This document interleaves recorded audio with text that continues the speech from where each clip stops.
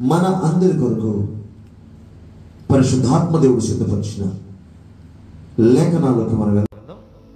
కీర్తనల గ్రంథం, కీర్తనలు 51వ కీర్తన 9వ వచనాన్ని చదువుకుందాం. 51వ కీర్తన 9వ వచనం. నా పాపములకు విముఖుడువు కమ్ము, నా దోషములన్నిటినీ తుడిచివేయము. వాక్యాన్ని దీవించుగాక. దావీదు దేవునికి చేస్తున్నటువంటి ప్రార్థన. దావీదు ఏ పరిస్థితుల్లో ఈ ప్రార్థన చేశాడో మనకు బాగా తెలుసు.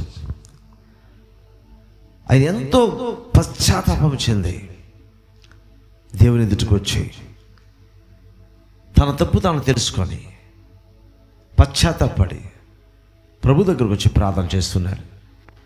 ఆయన ప్రార్థన మనం మన జీవితం అంతట్లో మాదిరికరంగా తీసుకోవాలి. ఇలాంటి పశ్చాత్తాప ప్రార్థన. అనేక రకాలైన ప్రార్థన చేస్తుంటారు చాలామంది. మంచిది, ప్రార్థన చేయాలి, బాగా గంటలు గంటలు ప్రార్థన గడపాలి, దేవునితో సహవాసం కలిగి ఉండాలి ప్రార్థన ద్వారా, వాక్యం ద్వారా. అయితే ప్రార్థన చేసేవారు గమనించాల్సిన విషయం ఏమిటి అంటే, మనం ఎన్ని గంటలైనా ప్రార్థన చేయడం మంచిదే, చాలా మంచిది. దేవుని వాక్యం ప్రోత్సహిస్తుంది. ఏడాదిగా ప్రార్థన చేయమని దేవుని వాక్యం మనం ప్రోత్సాహపరుస్తుంది. అయితే ప్రార్థన చేసే మనము జాగ్రత్తగా గమనించాల్సిన విషయం ఏమిటి అంటే, వాక్యానుసారమైనటువంటి జీవితాన్ని జీవిస్తూ ప్రార్థన చేయాలి. హల్లెలూయా. ఇది చాలా అవసరం. కొంతమంది ప్రార్థన చాలా తక్కువగా ఉంటుంది. ప్రార్థన లేమి వారి జీవితాల్లో ఉంటుంది అనమాట. ప్రార్థన లేమి. బాగా వాక్యం చదువుతారు కానీ ప్రార్థన జీవితం అయితే వాళ్ళకి ఉండదు.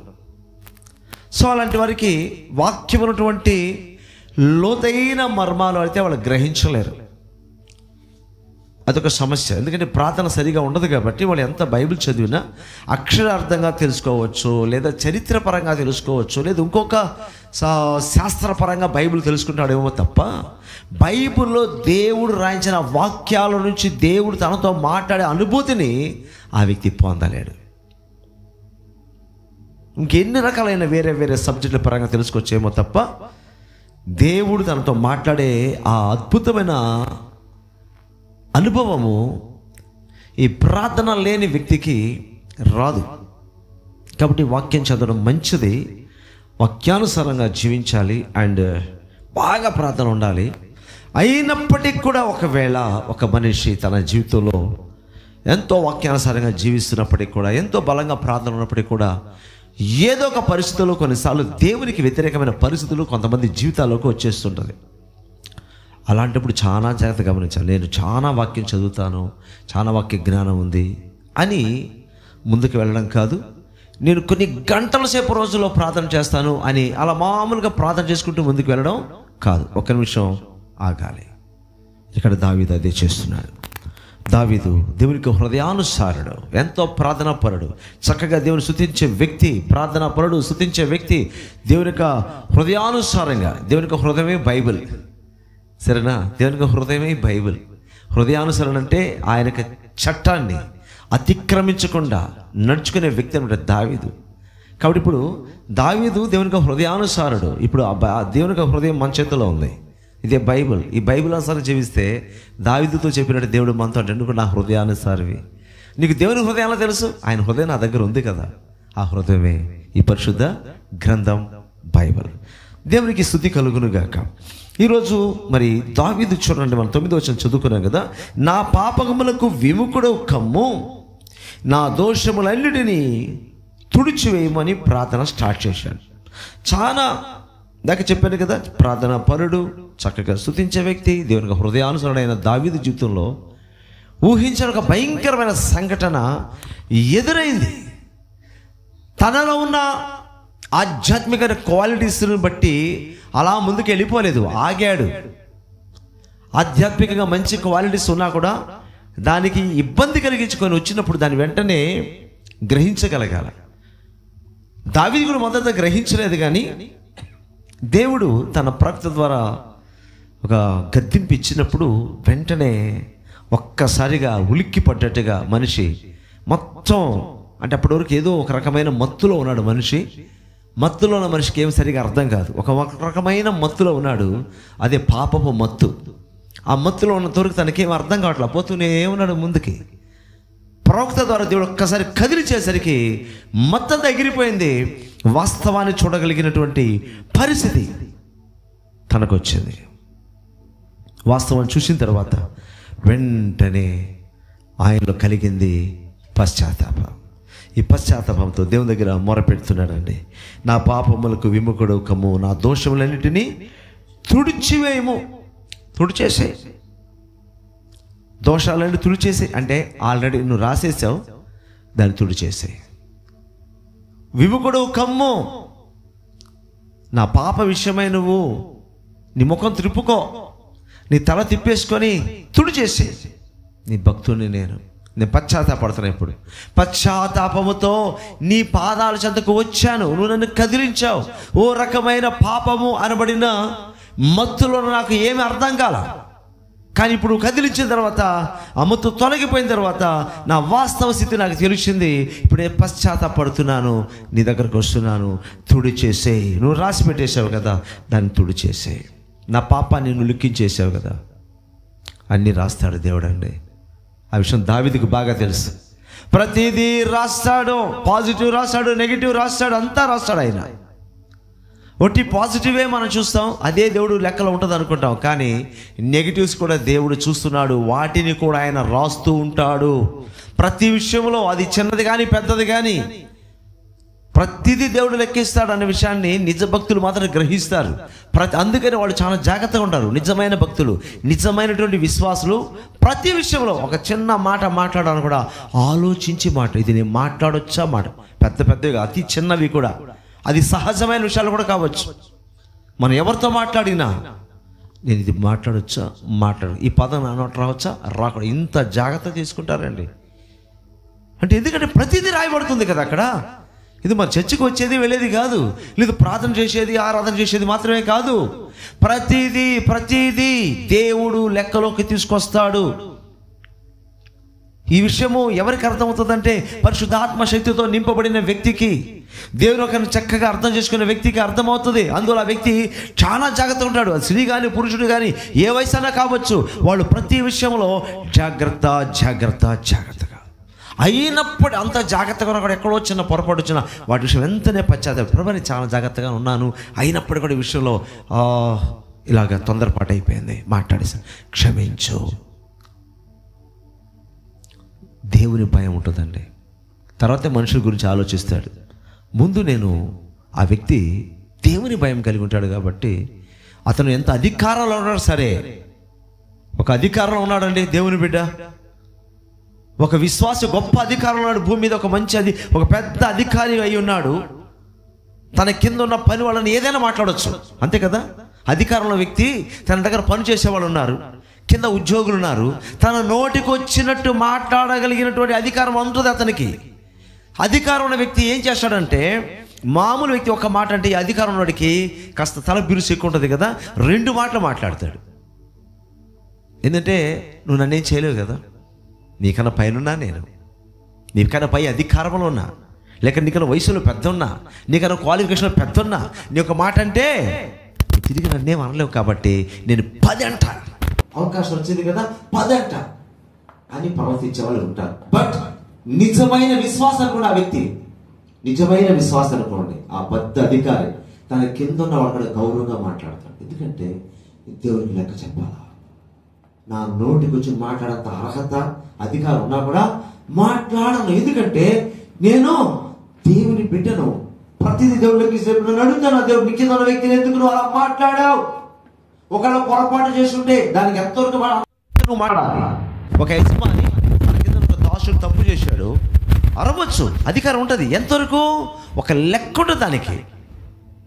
మన ఇంట్లో పని మనిషి ఉంది, పని చేస్తూ ఉంది, మనం జీతం ఇస్తున్నాము, పొరపాటు చేసింది, గద్దించవచ్చు. ఏందో నువ్వు చేసే పని, నీ కరెక్ట్గా జీతం ఇస్తున్నావు కదా, ఇలా నువ్వు చేయవచ్చా అని అరవచ్చు. అలా కాకుండా నేను జీతం ఇస్తున్న నాకు పనికత్తి కాబట్టి బూతులు మాట్లాడతాను అనుకో, రాయబడుతుంది అక్కడ. ఎందుకంటే నువ్వు విశ్వాసే. నువ్వు బూతులు మాట్లాడటమో లేకపోతే శాపనార్థాలు పెట్టడమో 4 కొట్టడమో ఇవన్నీ చేసావు అనుకో, ఆమె ఏం చేయదు, నిన్ను ఆమె అనదు, నీ పనుడు ఏమో అనడు, గమ్ముంటాడు, భయపడతాడు.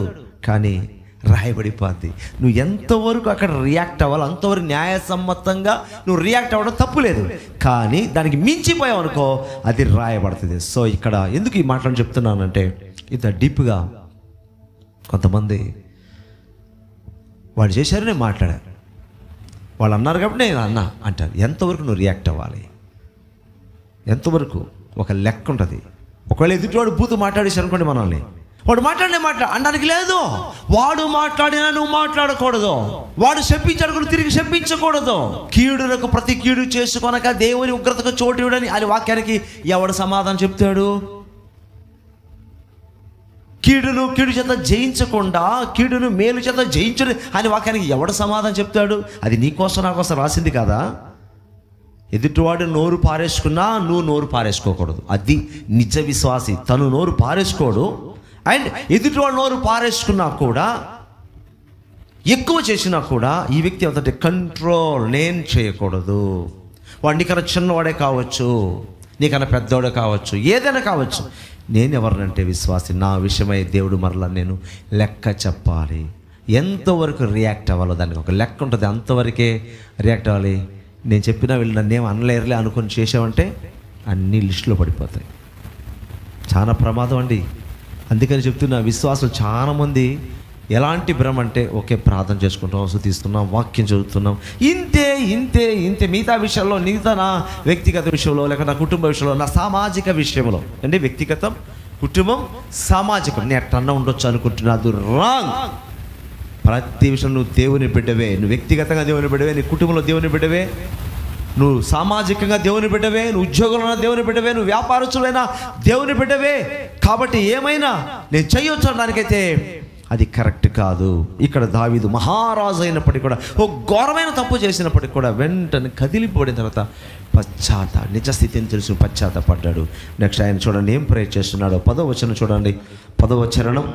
దేవా దేవా నా యందు శుద్ధ హృదయము కలుగు చేయము. నా అంతరంగంలో స్థిరమైన మనస్సును నూతనముగా పుట్టించము. ఇక్కడ దేవుని దగ్గర అడుగుతున్నాడు, అయ్యా నా యందు శుద్ధ హృదయం నాకు కలుగు చేయను. ఆయన పశ్చాత్తాప ప్రార్థనలో ఏమిటో తెలుసా? అయ్యా నా హృదయం అంతా నువ్వే ఉన్నావు మొదట. ఇప్పుడు నేను అతిక్రమించాను, నా హృదయం పాడైపోయింది, ఇప్పుడు నా హృదయంలో నువ్వు లేవు, నాకు అర్థమైపోయింది. అయితే ఇప్పుడు నాకేం కావాలంటే నా యందు శుద్ధ హృదయం కలుగజేయి. శుద్ధ హృదయం కావాలి. శుద్ధ హృదయం అంటే పరిశుద్ధాత్మ స్వాధీనంలో ఉండే హృదయమే శుద్ధ హృదయం. హల్లెలూయా. నీ స్వాధీనంలో ఉండే హృదయం కాదు, నీ స్వాధీనంలో ఉండే హృదయం కాదు, పరిశుద్ధాత్మ స్వాధీనంలో ఉండే హృదయమే శుద్ధ. నీ హృదయం పరిశుద్ధాత్మ స్వాధీనంలో ఉండాలి, అదే శుద్ధ హృదయం. మొదట నా హృదయం మంచిది కాదు, నువ్వు బాగు చేసావు, ఆ హృదయంలో నువ్వు నివాసం చేస్తున్నావు. ఇప్పుడు ఆ హృదయం పాడైపోయింది. ఇప్పుడు మరలా అడుగుతున్నా, నాకు శుద్ధ హృదయం కలుగజేయి. పరిశుద్ధాత్మ స్వాధీనంలో హృదయం కావాలి. పాపాన్ని యథార్థంగా ఎదుర్కొనే హృదయం నాకు కావాలి. నీ యొక్క మార్గంలో యథార్థంగా నడుచుకునే హృదయం కావాలి. నీ కట్టడలకు సంపూర్ణంగా లోబడిపోయే హృదయం కావాలి. దాన్నే ఏమంటో తెలుసా? శుద్ధ హృదయము. దేవుని కట్టడలకు లోబడే హృదయము, దేవుని ఆజ్ఞలకు విధేయులయ్యే హృదయము, పాపానికి సంపూర్ణంగా వ్యతిరేకంగా నిలబడే హృదయము, సంపూర్ణంగా పరిశుద్ధాత్మ స్వాధీనం ఉండే హృదయమే శుద్ధ హృదయం. ఆ శుద్ధ హృదయం నాకు కావాలయ్యా, నాకు అనుగ్రహించు. పశ్చాత్తాపంతో ఉన్న వ్యక్తి తన హృదయాన్ని మొదట పరిశీలన చేసుకుంటాడు. పశ్చాత్తాపడని వాడు ఎప్పటికీ కూడా పరిశీలన చేసుకోడు, అసలు పట్టించుకోడు తన హృదయం గురించి. ఏదో ప్రార్థన చేసుకుంటా పోతుంటాడు. నా ముందు ఇది హృదయ యొక్క స్థితిని సరిచేసుకోకుండా నువ్వు ఎంత ప్రార్థన చేసుకుంటే ఏం ప్రయోజనం అండి? నీ హృదయం దేవుని స్వాధీనం ఉందా? నీ స్వాధీనం ఉందా? దేవునికి ఇష్టంగా ఉందా? నీకు ఇష్టంగా ఉందా?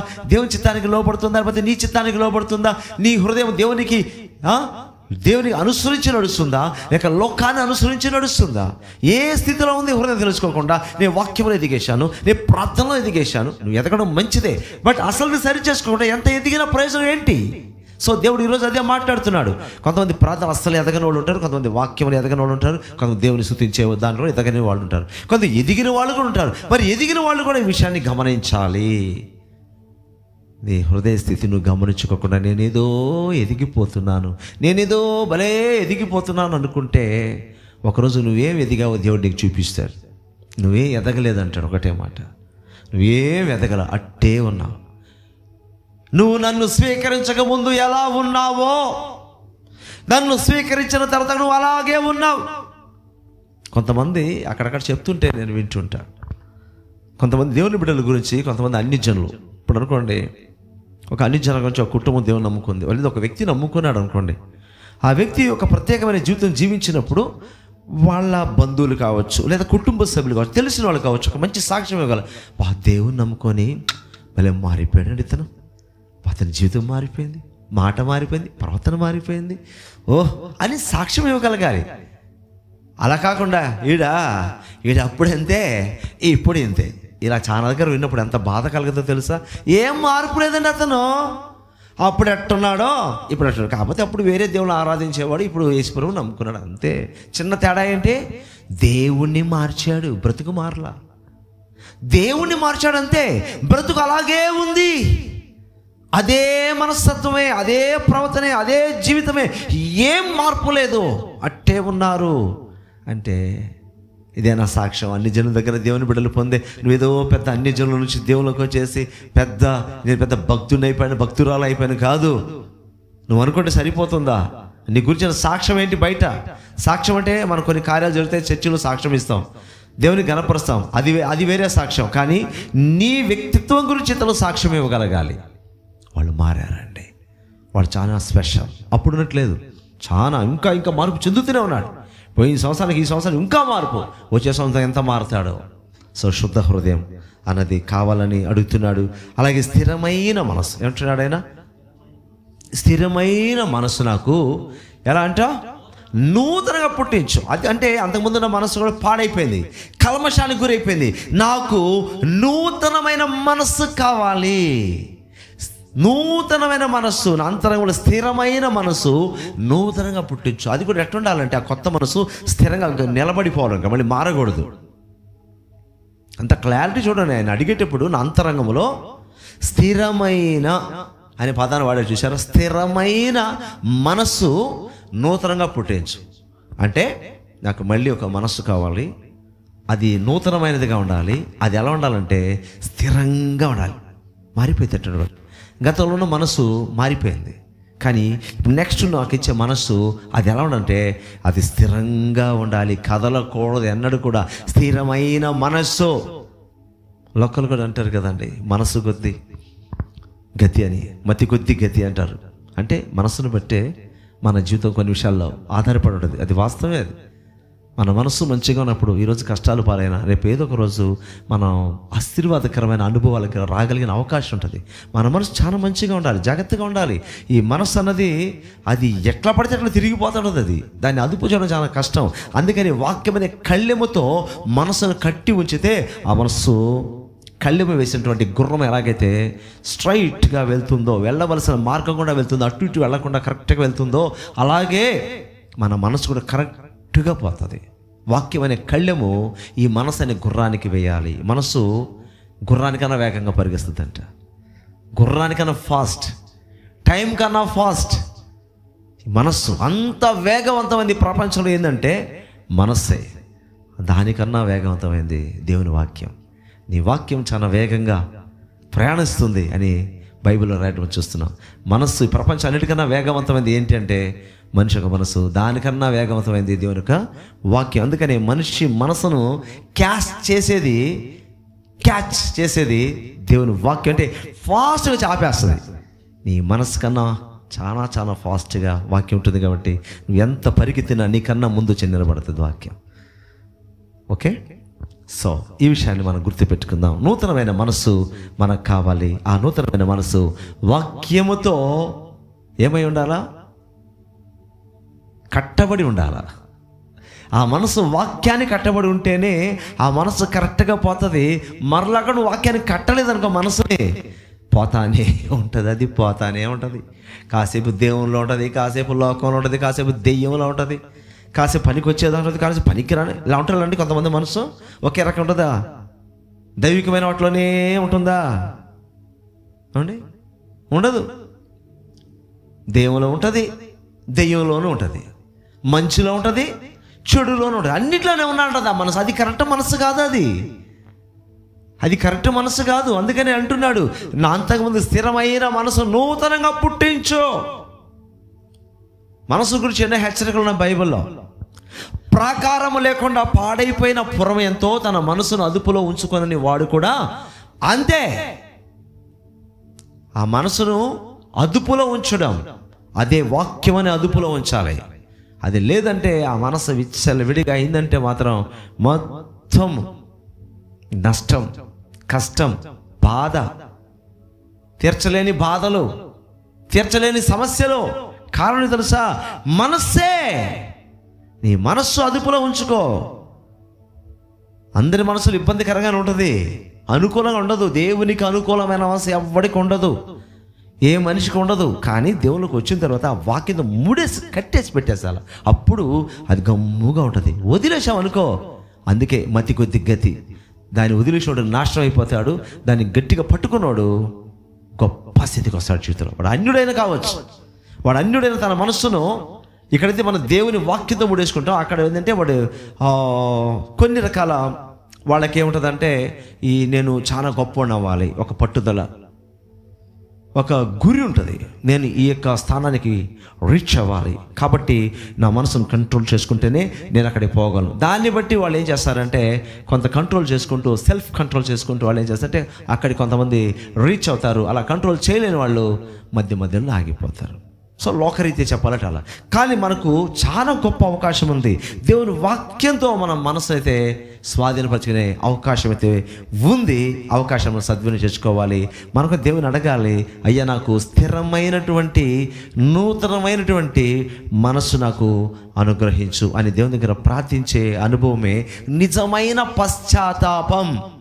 నిజమైన పశ్చాత్తాపం అంటే ఇలాగ ఎన్నిసార్లు చేయాలి? జీవితం చేసుకుంటా పోవాలన్నా? దావీదు ఎన్నిసార్లు చేశాడండి ఇలాగా? ఒకేసారి తన జీవితంలో జరిగిన పొరపాటు ఒకసారి మళ్ళీ రిపీట్ కావాలి. తన జీవితంలో పొరపాటు చేశాడు, తెలుసుకున్నాడు, స్థిరమైపోయాడు. అంతేగాని మరలా పడిపోయాడు, మళ్ళీ నూతన మనసు, మరలా పడిపోయాడు, మళ్ళా నూతన మనసు, మళ్ళా నూతన హృదయం. ఎన్నిసార్లు రానికి నూతన హృదయం, నూతన మనసు ఇవ్వాలి నీకు? ఎన్నిసార్లు నూతన హృదయాలు, ఎన్నిసార్లు నూతన మనస్సు ఇవ్వాలి నీకు?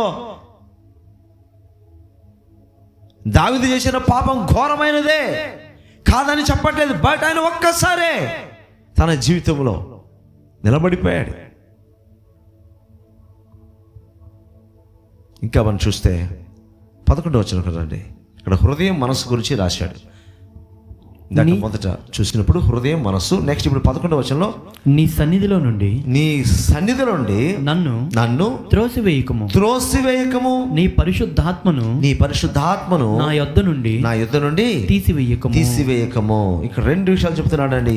నీ సన్నిధిలో నుండి నన్ను త్రోసివేయకము, నీ పరిశుద్ధాత్మ నా నుండి తీసివేయకము. ఇందాకేమన్నాడు? శుద్ధ హృదయము, స్థిరమైన మనస్సు కావాలని అడిగాడు. ఇక్కడ నీ సన్నిధి నుంచి త్రోసివేయవద్దు, నీ పరిశుద్ధాత్మ నుంచి తీసివేయవద్దు. అంటే ఇక్కడ ఒక విషయం దావీదు గ్రహిస్తున్నాడు. చాలా ఘోరమైన పాపము చేసి అందులో కొనసాగి తను దేవునికి హెచ్చరికలు లోబడినప్పటికి కూడా ఒకటి గుర్తుంది అతనికి, ఒకటి గ్రహించగలుగుతున్నాడు. ఏంటంటే ఇంకా కూడా దేవుడు తన సన్నిధి నుంచి తను త్రోసివేయలేదు, ఇంకా కూడా తన పరిశుద్ధాత్మ నుంచి తీసివేయలేదు. కానీ తోసివేయబడే పరిస్థితి అవకాశం అయితే ఉంది, తీసివేయబడే అవకాశం అయితే ఉంది. ఇప్పుడైతే ఇంకా జరగల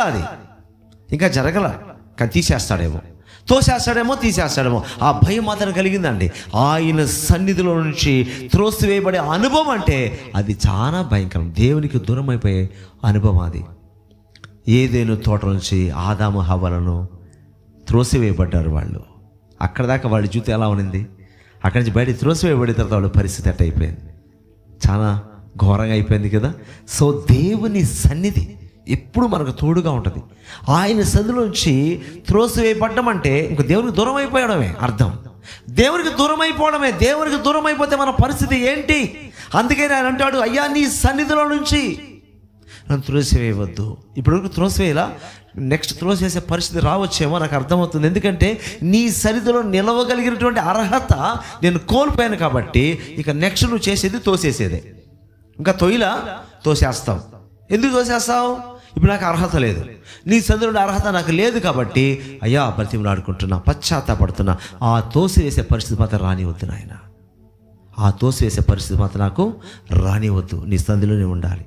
నీ పరిశుద్ధాత్మను నా నుంచి తీసివేయవద్దు. అంటే ఇంకా ఉంది, పరిశుద్ధాత్మను కలిగి ఉన్నాడు. ఏమి రాయబడింది అక్కడ 11వ వచనంలో? నీ పరిశుద్ధాత్మను నాది నుండి తీసివేయకము. నీ పరిశుద్ధాత్మను తీసివేయవద్దయ్యా.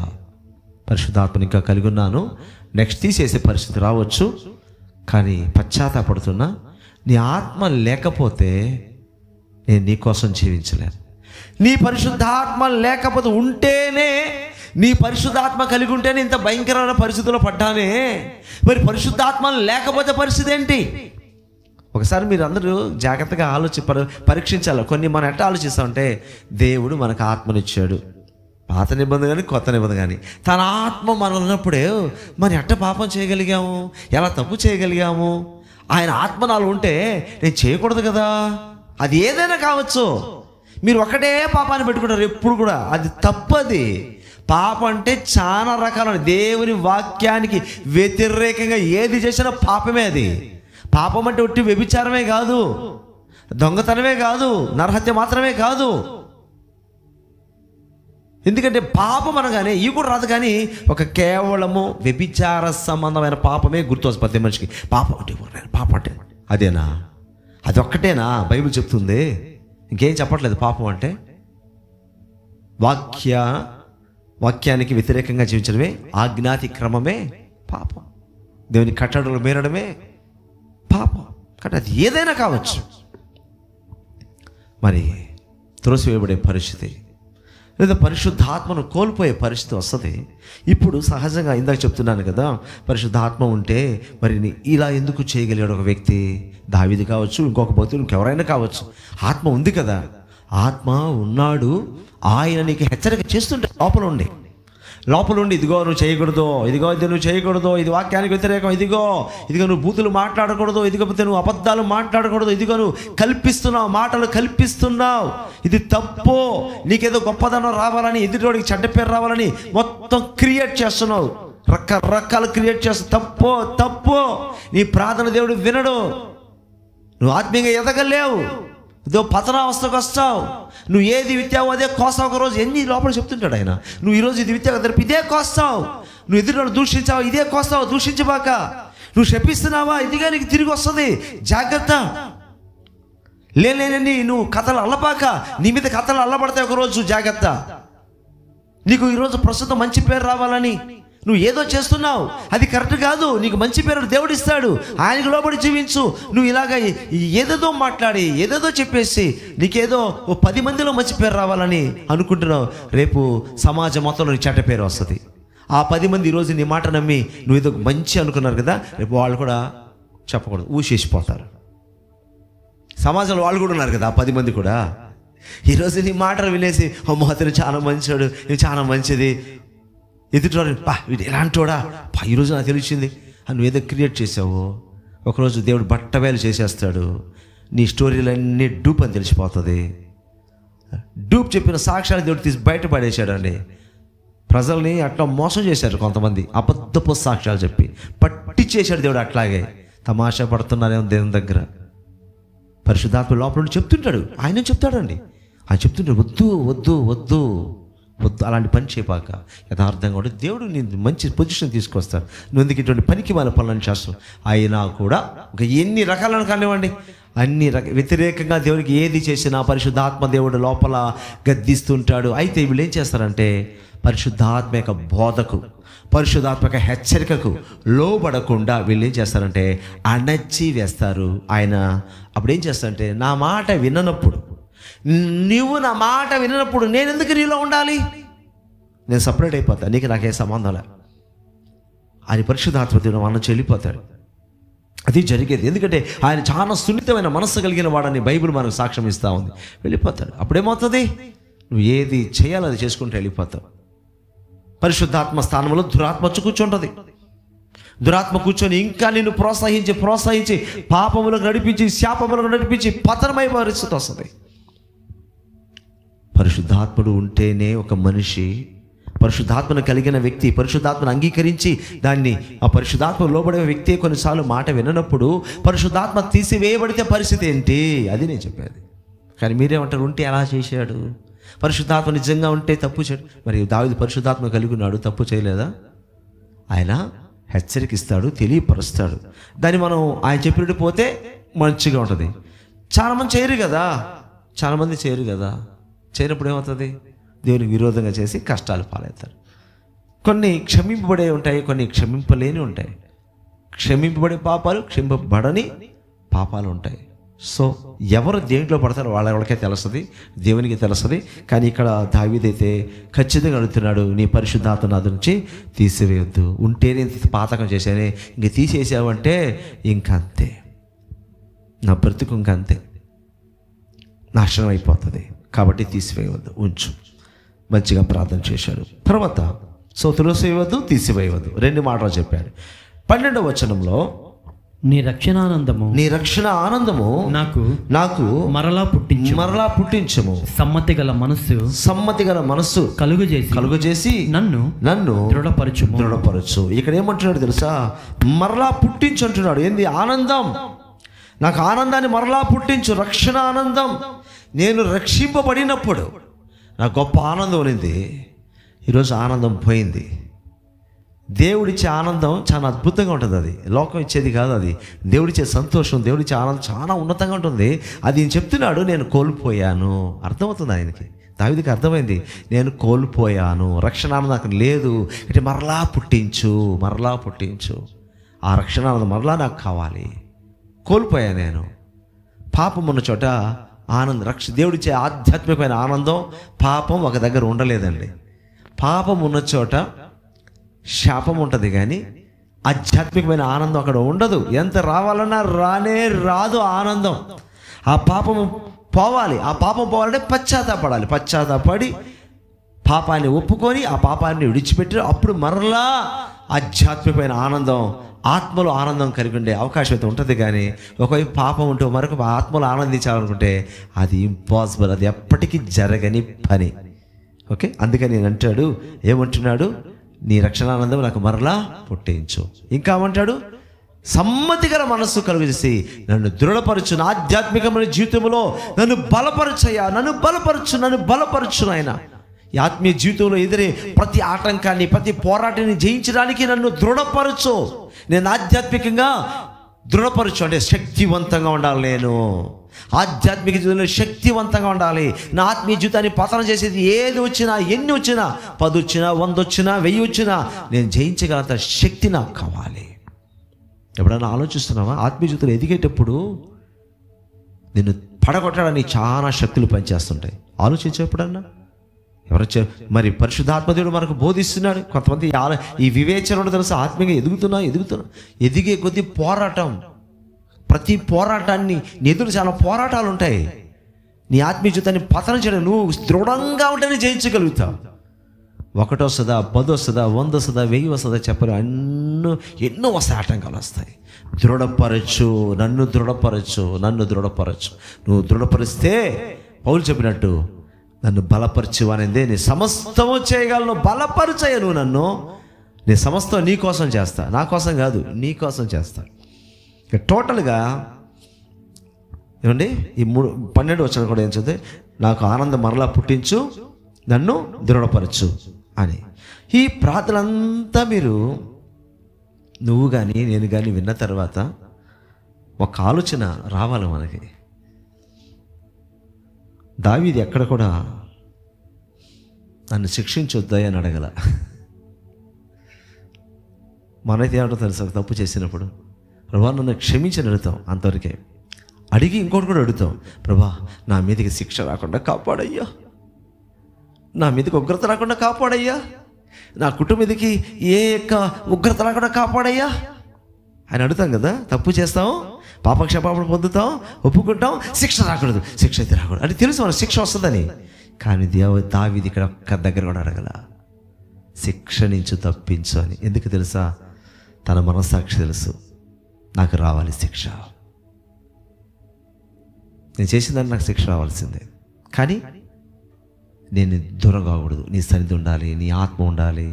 ఇంకా చాలా చూసాం కదా మనం, ఏమండి, శుద్ధ హృదయం కావాలి, స్థిరమైన మనసు కావాలి, నీ సన్నిధి నుంచి దూరం కాకూడదు, పరిశుద్ధాత్మని కోల్పోకూడదు, నీ ఆనందాన్ని మరలా పొందుకోవాలి, నేను జయించడానికి దృఢమైన శక్తి కావాలి, అన్నీ అడుగుతున్నాడు. కానీ నన్ను శిక్షించొద్దయ్యా అని మాత్రం అడగల. అది నీ చిత్తం అయ్యా, అది దేవుని చిత్తానికి వదిలేశాడు. అంటే అది నీ చిత్తం, నువ్వు శిక్షిస్తావో శిక్షించకుండా శిక్ష కూడా కొట్టేస్తా, అది నీ ఇష్టం. నేనైతే అడగను, శిక్షించు అని అడగను, శిక్షించవద్దు అని అడగను. కాబట్టి అది నీ చిత్తం అని దేవుడు ఏం చేశాడంటే, మరి దావీదు ఏం చేశాడంటే దాని నుంచి ఆ టాపిక్కే తీలా. మనమైతే ఖచ్చితంగా అంటాం, ఖచ్చితంగా అసలు పాప క్షమాపణ కన్నా ముందు అడిగే తెలుసా, అయ్యా నన్ను శిక్షించద్దయ్యా, అయ్యా మా కుటుంబం మీదకి ఏం రాకూడదయ్యా, ఏదో మాట్లాడేసామయ్యా, మా వాళ్ళు చాలా నష్టపోయారయ్యా, కానీ మాకైతే అలాంటి పరిస్థితి రాకూడదయ్యా, మేము మాట్లాడేసామయ్యా కానీ మాకు తిరిగి ఆ మాటలు రాకూడదయ్యా, మేము కొట్టేసామయ్యా వేరే మమ్మల్ని కొట్టకూడదయ్యా. దావీదులో స్పెషల్ అదే నేను గమనించింది ఏంటంటే, దేవుని చిత్తానికి వదిలేశాడు. దాన్ని మాత్రం శిక్షించు అనలా, శిక్షించవద్దు అనలా, దాన్ని నీ ఇష్టం, నీ మనసుకి ఎదిస్తే అదే చేయి. కానీ దావీదు జీవితం అంతా యుద్ధాలే, చాలా ఇబ్బందులు. సో అది న్యాయసమ్మతంగా దేవుడు అనుమతించాడు, దాన్ని సంతోషంగా దావీదు స్వీకరించాడు. ఎందుకంటే నాకు కావాల్సిన నాకు వచ్చేసే కదా, నేను అడిగినన్నీ నా దేవుడు చేశాడు, ఇంకా శిక్ష ఆయన ఇష్టం, అనుమతించాడు, మంచిదే, ముందుకెళ్ళిపోయాడు. ఎంత యథార్థత, ఎంత భక్తి. కాబట్టి నిజమైనటువంటి పశ్చాత్తాపం ఏంటో, అసలు పశ్చాత్తాపంతో కూడిన ప్రార్థన ఎలా ఉంటుందో, పశ్చాత్తాపంతో కూడిన ప్రార్థన ఎలా ఉంటుందో ఈరోజు మనమైతే చూసాం. ప్రభు సందేశాన్ని దీవించుగాక. ఆమేన్.